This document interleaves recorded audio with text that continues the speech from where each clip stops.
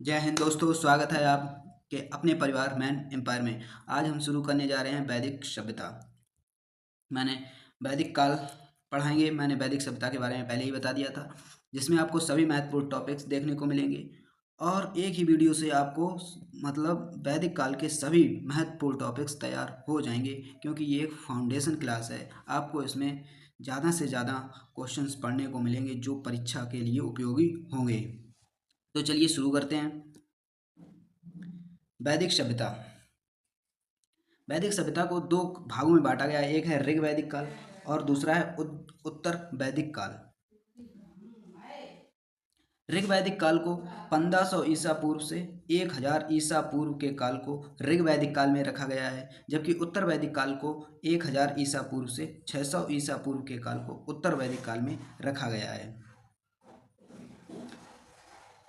ऋग वैदिक काल का मुख्य स्रोत ऋग्वेद है। इस काल में पूर्णतः पशुपालन और अस्थायी ग्रामीण संस्कृति थी।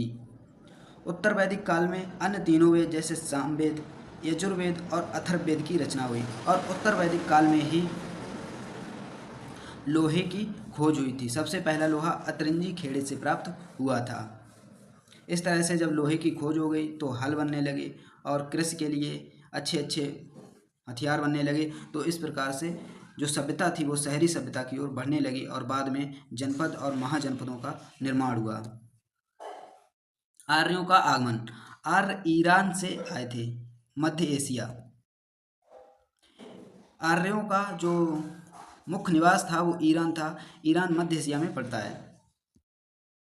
यहाँ से ये इस रास्ते से इधर जहाँ पर ये आए थे उसे सप्त सैंधव प्रदेश कहा जाता है, क्योंकि ये 7 नदियों जो सिंधु नदी है उसकी 7 सहायक नदियों से मिलकर बना था यह क्षेत्र, इसलिए इसे सप्त सैंधव प्रदेश भी कहा जाता है। आर्यों का मूल स्थान।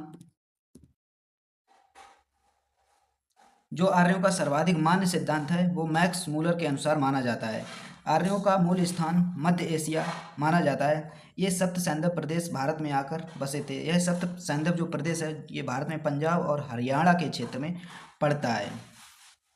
आर्यों की मूल भाषा संस्कृत थी तथा वे स्वयं को श्रेष्ठ मानते थे। जो लोग संस्कृत बोलते थे वो उनको श्रेष्ठ मानते थे और जो लोग संस्कृत नहीं बोलते थे उनको वो निम्न मानते थे।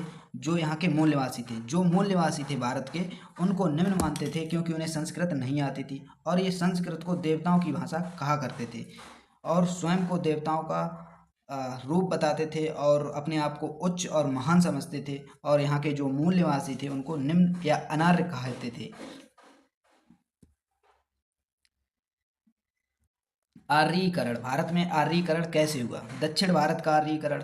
दक्षिण भारत का आर्यीकरण अगस्त ऋषि ने किया था और उत्तर भारत का आर्यीकरण राजा विदेह के पुरोहित गौतम राहुगढ़ ने उत्तर भारत का आर्यीकरण किया था। गौतम राहुगढ़ जब पटना की ओर बढ़ रहे थे तो उन्होंने गंडक तथा सदा नीरा के पास पहुंचे थे पर उसे पार नहीं कर पाए, जिस कारण गौतम राहुगढ़ पाटलिपुत्र नहीं पहुंच पाए और इसीलिए अथर्ववेद में पाटलिपुत्र को अछूतों की भूमि कहा जाता है। वह वहाँ के गंगाजल अर्थात पाटलिपुत्र पटना के गंगाजल को पवित्र नहीं माना गया था। वैदिक काल की प्रमुख नदियाँ जो उस समय कुछ अन्य नामों से जानी जाती थी। पहली है सिंधु नदी। सिंधु नदी आधुनिक नाम भी सिंधु नदी ही है। बेतस्ता, झेलम, परसुड़ी, रावी नदी को कहा जाता था। आस्किनी, चिनाब, सदानीरा गंडक नदी को कहा जाता था। कुंभा काबुल नदी को कहा जाता था। दृशधती घग्गर नदी, सतुद्री, सतलज, बिपाशा, ब्यास, कुर्भ या सुवास्तु नदी, कुर्रम या स्वात नदी कहा जाता था। एक साथ एक बार मेरे साथ दोहराएंगे। सिंधु, सिंधु को तो सिंधु ही कहा जाता है। बेतस्ता झेलम, बेतस्ता झेलम, परसुड़ी रावी, आस्किनी चिनाव, आस्किनी चिनाव, सदानीरा गंडक, सदानीरा गंडक, कुंभा काबुल, धृषदती घग्गर, सतुद्री सतलज, सतुद्री सतलज, बिपाशा ब्यास, कुर्भ या सुवास्तु, कुर्रम या स्वात नदी कहा जाता है। ये उस समय की प्रमुख नदियां हैं। वैदिक काल की सामाजिक व्यवस्था। ठीक है, पहले देखते हैं वर्ण व्यवस्था या क्रमिक परिवर्तन। ऋग वैदिक काल में जो वर्ण था वो कर्म के आधार पर निर्धारित होता था, परंतु जब उत्तर वैदिक काल आया तो उसमें वंश के आधार पर जो वर्ण था वो निर्धारित होने लगा था। जैसे पहले जब ऋग वैदिक काल था, अगर कोई पढ़ा रहा है तो वह पंडित हो गया, ज्ञानी है तो वो पंडित हो गया, और उसके घर में अगर उसका बेटा है और वो कोई दूसरा कार्य कर रहा है तो वो, जैसे वो युद्ध सैनिक है तो वो क्षत्रिय हो गया। परंतु जब उत्तर वैदिक काल आया, जो सैनिक है तो उत्तर वैदिक काल में ये वंश के आधार पर हो गया, मतलब सैनिक का बेटा सैनिक, पंडित का बेटा पंडित, शूद्र का बेटा शूद्र होता था। परंतु पहले ऐसा नहीं था, ये ऋग वैदिक काल में ऐसा नहीं था, जो जैसा काम करता था उसका वैसा वर्ण था। फिर जब उत्तर वैदिक काल आया तो वर्ण जन्मजात के हिसाब से हो गए। वैदिक काल में गाय का बहुत महत्व था। वैदिक काल का सबसे प्रिय पशु गाय ही मानी जाती थी, जिसे अघन्या कहा जाता था। अघन्या का अर्थ होता है ना मारने योग्य। गाय एक अघन्या पशु था, मतलब ना मारने योग्य पशु था। वैदिक काल में गाय की हत्या करने वाले व्यक्ति को मृत्यु दंड की सजा दी जाती थी। गविष्टि, ये गविष्टि का शब्द होता है गायों की खोज या उनके संरक्षण के लिए किया गया युद्ध को गविष्टि कहा जाता था। गविष्टि राजा करते थे। राजा जो होते थे वो उस समय गाय की रक्षा के लिए युद्ध करते थे तथा उसकी खोज भी करते थे, जिसे गविष्टि कहा जाता है। दास राग युद्ध। अब देखते हैं दास राग युद्ध। दास राग युद्ध ऋग्वेद के 7वें मंडल में उल्लिखित है। दास राग युद्ध परशुणी नदी, इस नदी के किनारे लड़ा गया था। परशुणी नदी के किनारे लड़ा गया था। इसका नाम दास राग युद्ध इसलिए पड़ा क्योंकि ये 10 राजाओं के बीच में लड़ा गया था और सुदास नामक आर्य इसमें विजयी हुआ था। दास राग युद्ध में 10 राजाओं की हार हुई तथा सुदास नामक आर्य की इसमें विजय हुई थी। दास राग युद्ध का वर्णन ऋग्वेद के 7वें मंडल में मिलता है। उस समय संस्थाएं होती थी, सभाएं होती थी। सभा 3 प्रकार की होती थी, जिनमें सभा एक का नाम था समिति और था विदथ। जो बैठक होती थी वो 3 प्रकार की होती थी, सभा, समिति और विदथ। सभा जो होती थी वो उच्च एवं कुलीन वर्गों की बैठक होती थी, जिसमें ब्राह्मण लोग आते थे। ये आप देख सकते हैं, ये ब्राह्मण लोग उच्च कुल के लोग हैं, ये इनकी सभा चल रही है। सभा का उल्लेख ऋग्वेद में 8 बार मिलता है। इसके बाद आता है समिति। समिति सामान्य जनता, ये देखिए बहुत सारे ये सामान्य जनता खड़ी हुई है, ये छत सभी, और ये ज्ञानी लोग हैं ये। तो इस तरह से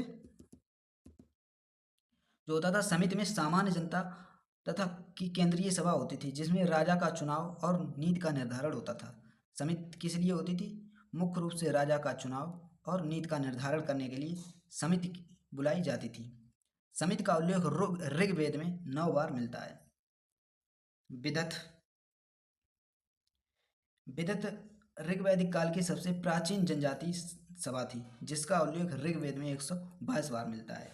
इसमें महिलाओं को भी भाग लेने की अनुमति होती थी।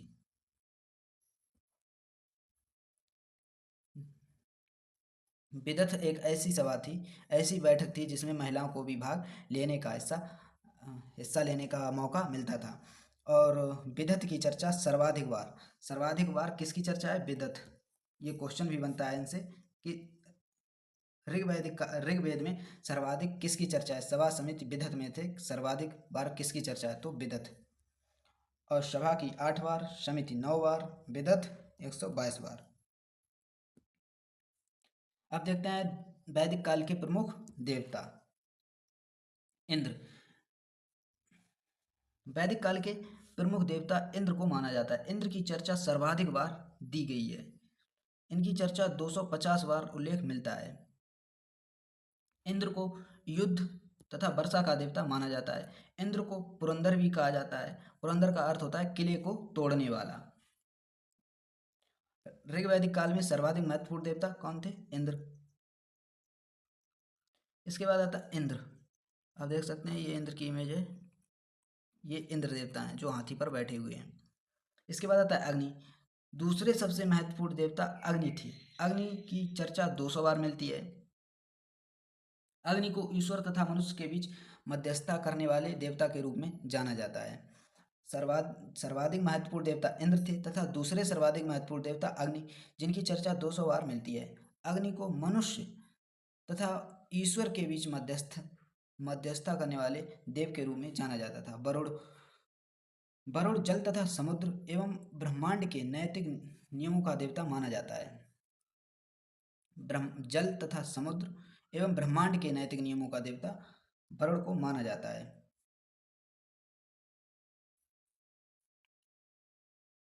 अगले हैं सोम देवता व मारुत देवता। सोम देवता जंगल के देवता तथा मारुत आंधी और तूफान।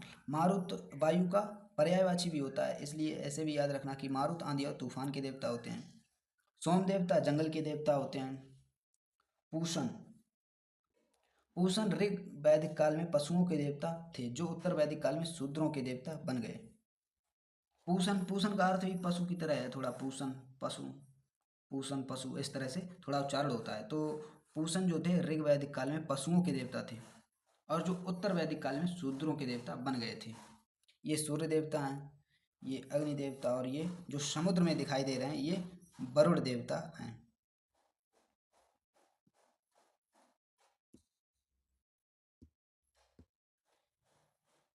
उत्तर वैदिक काल, अब देखते हैं उत्तर वैदिक काल के और षड दर्शन देखते हैं। उत्तर वैदिक काल 1000 ईसा पूर्व से 600 ईसा पूर्व तक के काल को उत्तर वैदिक काल कहा जाता है।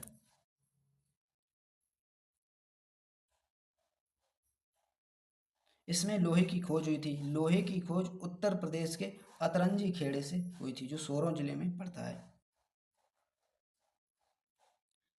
जब लोहे की खोज हुई तो क्रांति आई, कृषि अच्छे से होने लगी। इसके बाद लोग एक जगह आकर बसने लगे थे, जहाँ सुनार, लोहार और बढ़ई जैसे कारीगर होते थे। उस समय इनका ही महत्व था, क्योंकि जो हथियार और सब बनते थे, औजार सब इन्हीं से बनते थे। तो लोग इनके पास जहाँ यही रहते थे उस समय रहने लगे। धीरे धीरे जनपदों का निर्माण हुआ, बढ़ते बढ़ते महाजनपदों का उदय हुआ और 16 महाजनपद बन गए। अब देखते हैं षड दर्शन। भारतीय षड दर्शन का जो हिंदू धर्म है उसमें षड दर्शन दिए गए हैं। पहला है सांख्य दर्शन। सांख्य दर्शन किसने लिखा? कपिल मुनि। न्याय दर्शन महर्षि गौतम। पूर्व मीमांसा जैमिनी। योग दर्शन पतंजलि। वैशेषिक दर्शन कणाद। उत्तर मीमांसा बादरायण। सांख्य दर्शन कपिल मुनि, न्याय दर्शन गौतम ऋषि, पूर्व मीमांसा जैमिनी, योग दर्शन पतंजलि। जो पतंजलि के फाउंडर कौन है? बाबा रामदेव। तो वो क्या सिखाते हैं? योग। तो इस तरह से याद रख सकते हैं, योग दर्शन पतंजलि। पतंजलि वाले क्या सिखाते हैं? योग। पतंजलि वाले योग दर्शन। कणाद महर्षि कणाद ने उन्होंने एक सिद्धांत दिया था परमाणुवाद का। परमाणुवाद की इसमें जो सभी पदार्थ हैं वो एक सूक्ष्म कण से मिलकर बने हैं, जिसे विभाजित नहीं किया जा सकता है। सबसे पहले महर्षि कणाद ने दिया था। इनका दर्शन है वैशेषिक दर्शन। ये कैसा दर्शन है? विशेष है। इन्होंने एक विशेष बात बताई उस समय। तो महर्षि कणाद का दर्शन कौन सा हो गया? वैशेषिक दर्शन।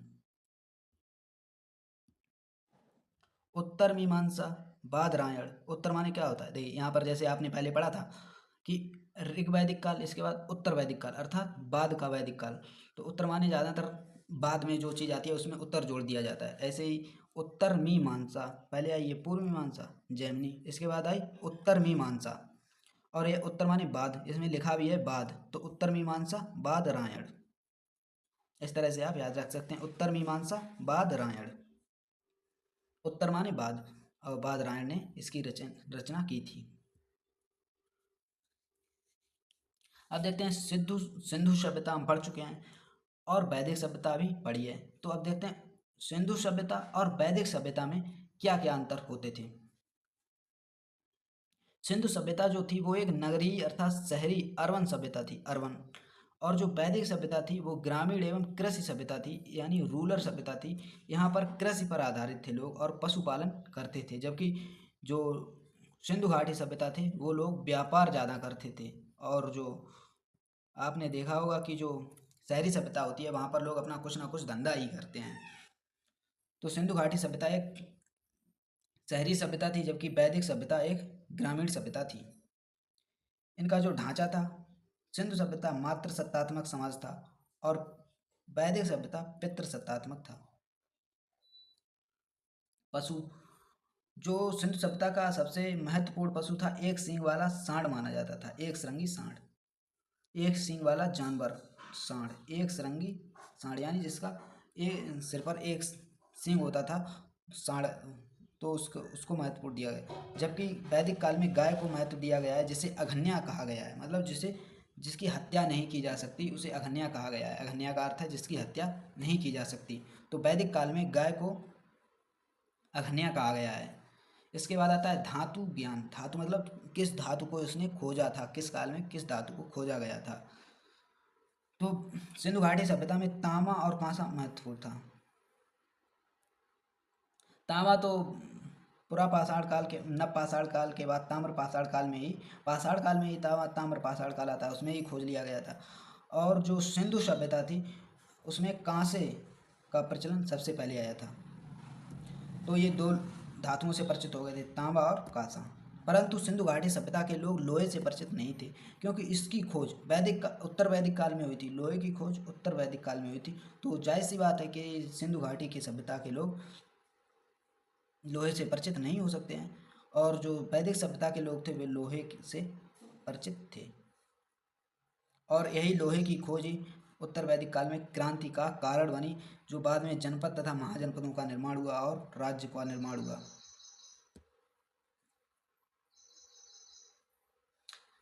अब क्वेश्चन, अथर्ववेद में प्रजापति की दो पुत्रियां किसे कहा गया है? सभा और समिति। जो अभी मैंने आपको पढ़ाई थी सभा और समिति। तो अथर्ववेद जो था उसमें प्रजापति की दो पुत्रियां कहा गया है, सभा और समिति को। अगला क्वेश्चन है, गायत्री मंत्र का उल्लेख ऋग्वेद के किस मंडल में है? गायत्री मंत्र का उल्लेख ऋग्वेद के तीसरे मंडल में है। शूद्र शब्द का प्रयोग सर्वप्रथम ऋग्वेद के 10वें मंडल के पुरुष सूक्त में हुआ था, क्योंकि वहां पर ही चारों वर्ण का उल्लेख है, तो शूद्र का भी उल्लेख होगा पुरुष सूक्त में ही 4 वर्ण दिए गए हैं, ब्राह्मण, क्षत्रिय और शूद्र। तो ऋग्वेद के 10वें मंडल में ही पुरुष सूक्त का उल्लेख किया गया है। तो आपको अंत तक बने रहने के लिए धन्यवाद। यहाँ पर हमारी क्लास समाप्त होती है, और आगे हम वैदिक सभ्यता से जितने भी क्वेश्चंस बनते हैं इम्पोर्टेंट एग्जाम्स के लिए, उसके MCQ मैं आपको अगले क्लास में करा देंगे। मैं हर वीडियो के बाद उसके क्वेश्चन प्रैक्टिस क्लासेस ज़रूर लाता हूं, तो उसे देखने के लिए हमारे चैनल को सब्सक्राइब करें और हमारे साथ बने रहिए। धन्यवाद।